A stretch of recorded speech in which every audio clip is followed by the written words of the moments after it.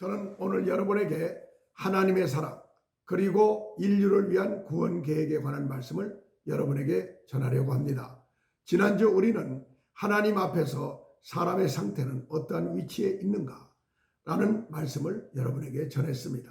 그 말씀을 요약하자면 아담이 사탄과 연합하여 하나님께 범죄하면서 그 죄가 사람들에게 들어왔고 이때 사망과 멸망이 사람들 속에 찾아왔다고 전했습니다. 그렇기 때문에 사람은 누구나 태어나면서부터 죄를 가지고 태어나게 돼요. 하나님 앞에 의로운 자는 단 한 사람도 없다는 것이 성경이 우리에게 밝히 말씀하는 것입니다. 예수 그리스도의 십자가 구원을 통하여 이 죄 문제를 해결받지 못하면 불못에 들어가 영원한 형벌을 받으며 이를 갈며 고통 속에 영원토록 산다는 것을 우리가 살펴봤습니다. 그러므로 사람의 상태는 누구든지 구원이 필요한 상태로 살고 있는 것입니다. 그런데 구원이 필요하다는 것을 깨달아 아는 분이 있고 구원이 뭔지를 전혀 모르는 분들이 이 지구상에 더 많이 살고 있습니다. 전 세계 모든 인류가 구원이 필요한 존재이기 때문에 예수 그리스도를 통한 하나님의 구원 계획을 우리가 먼저 확실하게 알고 모르시는 분들에게 이 하나님의 구원 계획을 전해줘야 될 줄로 믿습니다. 하나님의 사랑, 인류의 구원, 하나님의 사랑이 없다면 인류의 구원도 없는 것입니다. 하나님은 사랑이시기 때문에 멸망받고 지옥에서 영원히 살아야 될 우리들을 건져주시기 위해서 예수 그리스도를 이 세상에 보내셨습니다. 하나님의 자비와 그 극진하신 은혜가 없이는 어떤 누구도 예수 그리스도를 통한 구원의 길이 열리지를 않게 되어 있는 것입니다. 하나님의 사랑이란 무엇이겠습니까? 하나님의 속 마음을 말합니다. 하나님의 근본의 그분의 본성은 뭐냐? 의로우시고 거룩하신 것이 하나님의 속성이지만 하나님의 중심의 성품은 사랑이라고 하는 것입니다. 하나님은 계획하신 일을 반드시 이루시는 하나님이시고 하나님의 말씀은 절대로 땅에 떨어지지 아니하고 시건치 아니하시는 그러신 약속을 분명히 지키시는 하나님이십니다. 예수 그리스도를 믿으면 구원을 주시겠다는 하나님의 약속의 말씀을 여러분 모두가 믿고 이 말씀을 전하시기 바랍니다. 하나님의 의에 따르면 죄인들은 마땅히 심판을 받아야 되게 되어 있습니다. 그분의 거룩함에 따르면 더러운 죄인들은 오직 그분 앞에서 죽어야 마땅한 존재라고 되어 있는 것입니다. 그들을 살리기 위해서 예수 그리스도가 우리에게 필요한 것입니다. 그분의 의는 우리를 유죄 판결을 이미 내리셨습니다. 그분의 거룩함은 우리를 거절할 수밖에 없지만 그분의 깊은 마음을 여전히 죄인들인 인생들을 사랑하고 계신다는 거 우리가 잊지 말아야 합니다. 하나님은 우리를 이처럼 사랑하시기 때문에 독생자 예수 그리스도를 우리에게 주셨습니다. 하나님은 우리를 사랑하시기 때문에 허물과 죄로 죽었던 우리들을 예수 그리스도를 믿음으로 인하여 살리셨고 예수님이 십자가에 못 박힐 때 그 죄가 다 못 박혔고 예수님이 부활하여 살아나셨을 때 우리도 새로운 피조물로 새롭게 된 것입니다. 우리 구주 하나님은 그분의 인자하심과 함께 사람에 대한 사랑을 나타내셔서 우리를 구원하셨다라고 디도서 3장 4절로 5절에서 말씀하고 있습니다. 하나님의 그 큰 사랑은 그분의 독생자를 세상에 보내셔서 우리가 그분을 통하여 생명을 얻도록 하신 것이다. 하나님께서 우리를 사랑하시어 그분의 독생자 아들을 우리 죄들에 대한 화목제물로 보내주신 것이다 라고 요한일서 4장 9절로 10절은 말씀합니다. 하나님께서 우리를 예비해서 우리를 구원하시기로 예비하신 것은 그분의 생명을 얻도록 해주시는 것입니다.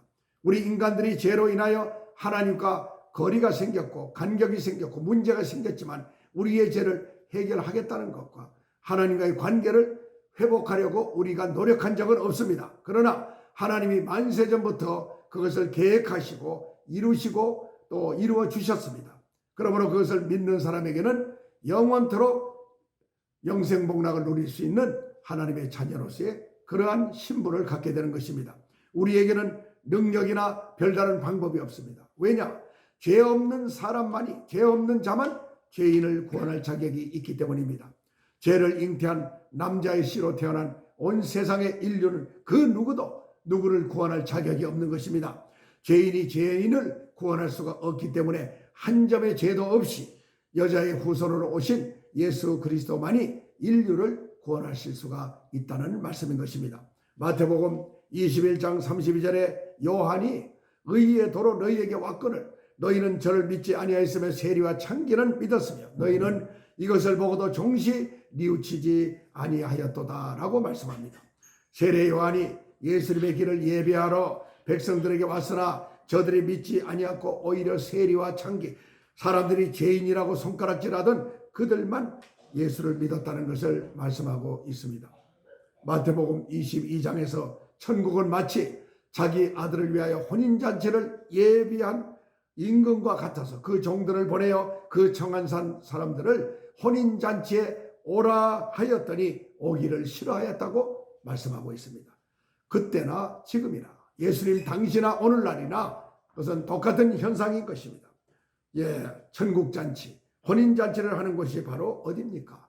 교회입니다. 하나님께서 이 지상의 교회를 세우신 목적은 천국 잔치를 날마다 하면서 하나님과 더불어 살다가 천국에 올 백성들을 훈련시키는 곳이 교회인 줄로 믿습니다. 하나님께서 구원을 예비하신 것은 마치 풍성한 잔치를 예비하신 것과 같다는 말씀이 되겠습니다.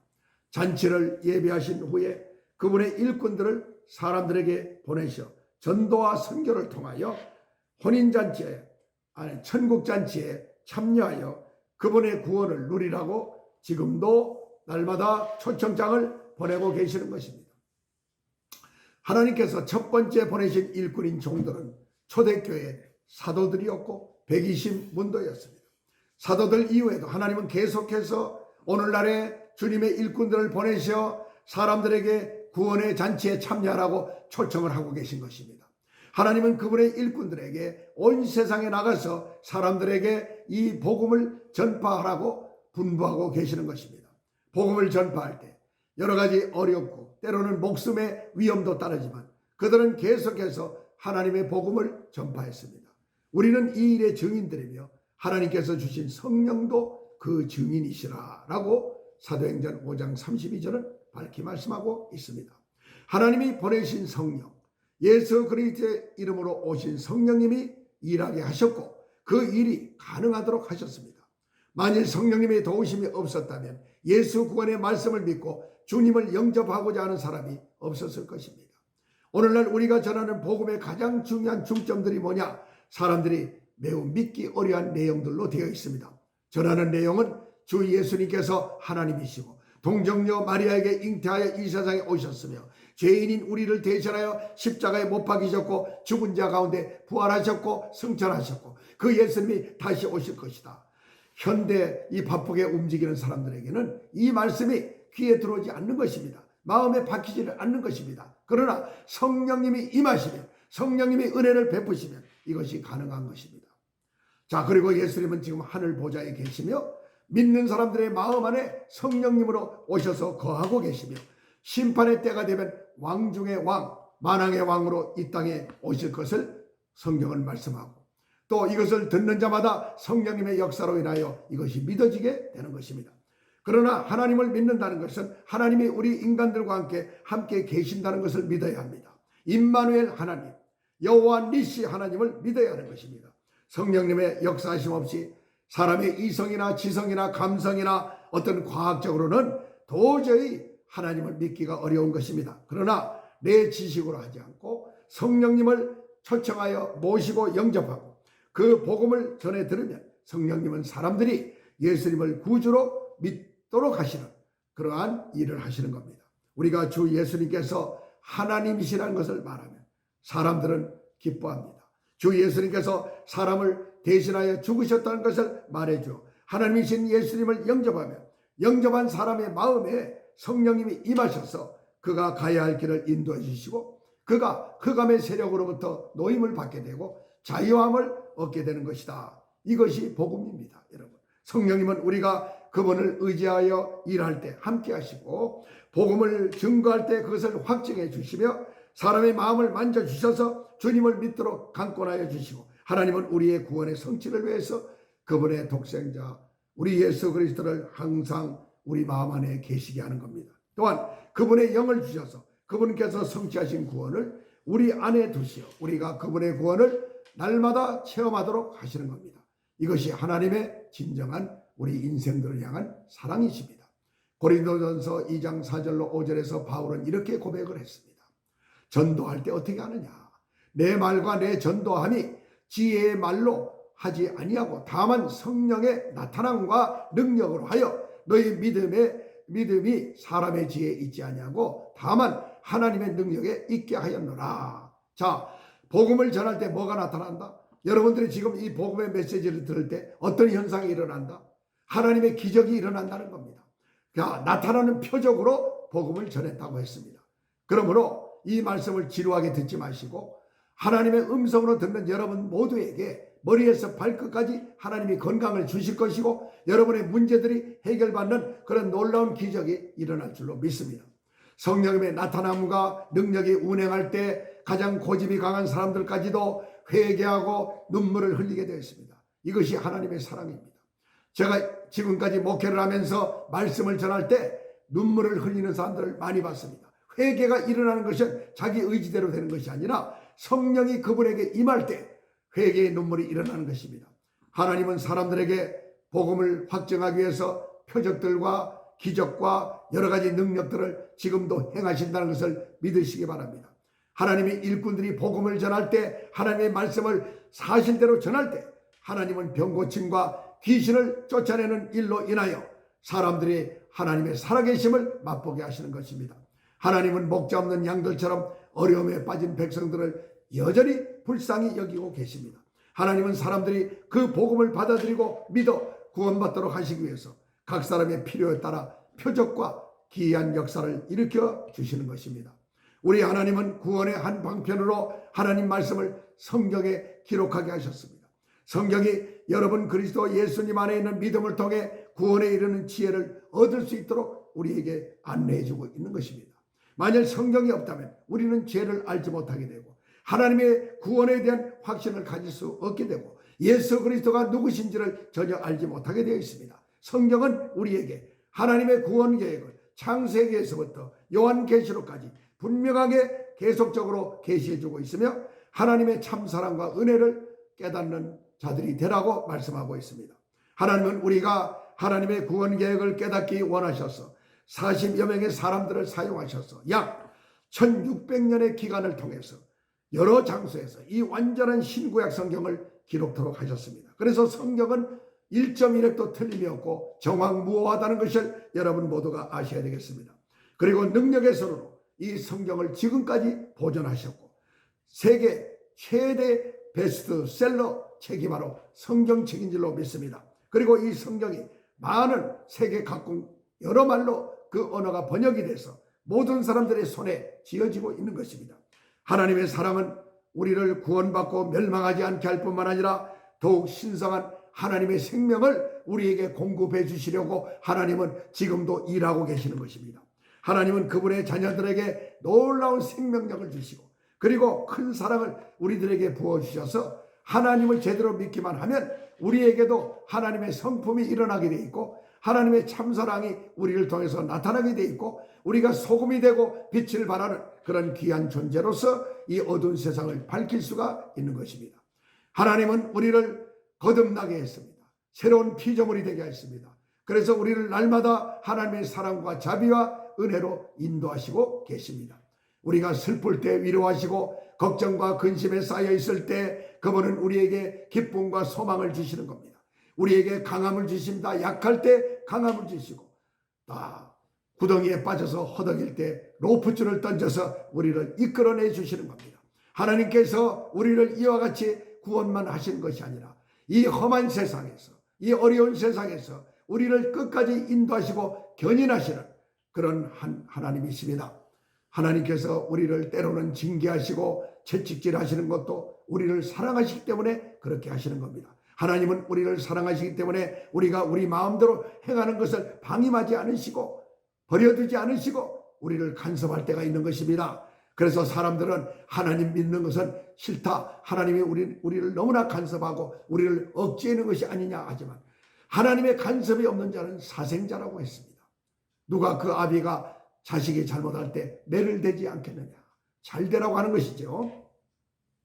하나님의 사랑은 이와 같이 영원한 것이기 때문에 시간과 공간을 초월하고 또 하나님의 언약한 말씀은 영원토록 불변하고 있는 겁니다. 시간은 지나가지만 하나님의 사랑은 여전히 우리와 함께 하십니다. 하나님의 사랑은 영원하십니다. 하나님은 우리를 끝까지 사랑하시기 때문에 그분의 사랑이 결코 변하지 않는다는 사실을 알아야 하겠습니다. 로마서 8장 38절로 39절은 이렇게 말씀합니다. 내가 확신하노니 사망이나 생명이나 천사들이나 권세자들이나 현재일이나 장래일이나 능력이나 높음이나 깊음이나 다른 아무 피조물이라도 우리를 주 예수 그리스도 안에 있는 하나님의 사랑에서 끊을 수 없느니라. 우리는 하나님의 사랑을 멀리할 때가 있고 거절할 때가 있습니다. 왜냐? 우리에게는 자유의지가 있기 때문에 내 육신의 정욕에 맞지 않으면 거부할 때가 있는 것입니다. 하나님의 사랑은 변함이 없습니다. 우리는 변할 수 있어도. 그래서 성령을 거스려 회방하지 않는 한 우리가 하나님께서 받은 그 구원은 좀처럼 하나님은 버리지 않는 것입니다. 그러므로 예수 그리스도를 믿는 우리 그리스도인들은 구원에 대한 확신을 가지고 있어야 됩니다. 한 번 구원은 영원한 구원이라고 해서 거기에 대한 비판도 있지만 또 틀린 점도 있겠지만 구원을 받은 사람은 그 구원을 하나님은 구원을 우리에게 베풀었을 때는 그 구원을 끝까지 견인해 가기를 원하시지 한 번 구원을 시켜놓고 계속적으로 탈락하는 것을 좋아하시는 하나님은 아닌 것입니다. 그래서 여러분이 성령을 회방하거나 하나님을 전적으로 부인하고 돌아섰다면 모르지만 하나님을 믿고자 하는데도 여러분이 연약한 여러분의 성품과 여러분의 그런 생활의 관습 때문에 하나님과 멀어진 것 같지만 하나님은 여러분이 찾기만 하면 내가 여기 있다고 말씀하시는 참 좋으시고 사랑이 넘치는 하나님이심을 믿으시기 바랍니다. 자, 우리는 하나님을 사랑하지 않고 다른 곳에 시선을 둘 수가 있지만 하나님은 우리가 다른 곳에 헤매고 있을 때도 여전히 우리를 기다리시고 우리를 지켜보시고 불꽃 같은 눈으로 우리를 보고 계시다는 사실을 알고 하나님을 떠난 분들 하나님 앞에 하루속히 돌아와서 이제 천국 가서 영원히 함께하는 여러분 모두가 되시기를 바랍니다. 자, 주 예수 그리스도를 통하여 새롭게 거듭난 사람이야말로 얼마나 행복한 사람이겠습니까? 하나님은 어떤 것을 주시면서 대가를 바라지도 않습니다. 오직 너와 내가 대화를 좀 하자. 내가 너와 좀 친밀한 관계를 갖자. 이것이 하나님의 최대의 소망인 것입니다. 하나님의 은사는 부르심의 후회가 없다고 했습니다. 자, 이 구원의 확신에 관한 문제는 세상 종교에서는 찾아볼 수가 없습니다. 바리새인들이 행했던 것처럼 제도하던 교회 그리고 성경에 기록된 대로 믿고 행하는 사람들에 있어서 믿음의 차이점을 분명하게 보여주고 있습니다. 우리 기독교는 죽어서 어디로 가는지 살아서는 어떻게 살아야 되는지 너는 어디서 왔다 무엇을 하고 살다 어디로 가야 되는지를 분명하게 밝혀주고 있습니다. 그러나 캐톨릭, 유대교, 도교, 불교, 힌두교, 모슬렘 어느 세상 종교의 가르침과 우리 성경대로 믿는 우리 개신교회는 엄청난 차이가 있고 건너지 못할 큰 벽이 가로막혀 있다는 것을 우리가 알아야 합니다. 그러므로 우리 그리스도인들이 예수 그리스도의 죽음 그리고 부활, 피의 속죄를 증거하면서 함께 하시는 하나님의 권능을 나타내기 위하여 보다는 종교 행사를 한다거나 또 문화 행사, 구제 쪽에 치우친다는 것은 하나님이 원하시는 뜻이 아니라는 것을 우리 모두가 알아야 합니다. 교회에 다니고 있는 대부분의 사람들이 자기 스스로를 그리스도인이라고 생각하고 또 구원받았다는 사실과 영생을 얻었다는 사실을 알고 확신에 거해야 될 텐데 그런 자신감을 갖는 분이 너무 적은 것을 볼 수가 있습니다. 그러나 우리 그리스도인들은 분명히 알아야 합니다. 내가 하나님의 아들의 이름을 믿는 너희에게 이런 것을 쓰면 너희에게 영생이 있음을 알게 하려 함이라. 자, 예수 그리스도를 확실하게 믿은 사람은 영생이 있다는 것을 놓치지 말라는 주님의 부탁을 여러분들 잊지 마시기 바랍니다. 그러면 내가 구원받았는지 아닌 건지 어떤 것을 보고 알 수 있느냐? 그것을 한 6가지로 정리를 해보고 마치려고 합니다. 자, 첫째는 예수 그리스도를 주님으로 고백했고 그분과 함께 살고 있다. 둘째, 삼위일체 하나님 가운데 제3위이신 성령님께서 기록하게 하신 성경에 기록된 말씀을 다 믿고 읽고 그리고 그 말씀을 지켜 행하고 있다. 세 번째, 너희가 그 은혜를 인하여 믿음으로 말미암아 구원을 얻었나니 이것이 너희에게서 난 것이 아니요 하나님의 선물이라. 행위에서 난 것이 아니니 이는 누구든지 자랑치 못하게 함이니라. 이렇게 에베소서 2장 8절의 말씀을 믿는 분은 구원을 받고 있는 분입니다. 네 번째로 하나님께서 하라는 것은 하고 하지 말라고 하는 것은 절대로 하지 않는 사람이 구원받은 사람이 행하는 일입니다. 다섯 번째, 옛사람과 옛습관을 벗어버리고 거듭난 자로 살아가는 사람, 이분이야말로 확실하게 구원받은 사람입니다. 여섯 번째, 날마다 주님의 재림을 기다리며 천국의 소망을 가지고 있는 사람이고, 내가 받은 이 구원을 다른 사람에게도 전해야 되겠다, 저분을 저렇게 두면 안 되겠다라는 그런 애타는 마음이, 그런 심령을 가진 분은 분명히 구원을 받았을 뿐만 아니라 하나님의 참사랑을 많이 받고 있는 분인 줄로 믿습니다. 이렇게 사는 사람들이 하나님의 구원 계획을 함께하는 분들이고, 또 하나님을 기쁘시게 하는 분들이고, 그의 가족과 그의 자녀들과 그의 하는 모든 일 위에 하나님의 범사가 형통케 하는 복을 받아 누릴 수 있는 분이라는 것을 주 예수님의 이름으로 선포합니다. 여러분 모두를 사랑합니다. 축복합니다. 이 말씀대로 사시기를 예수님의 이름으로 부탁드립니다. 할렐루야, 할렐루야, 아멘.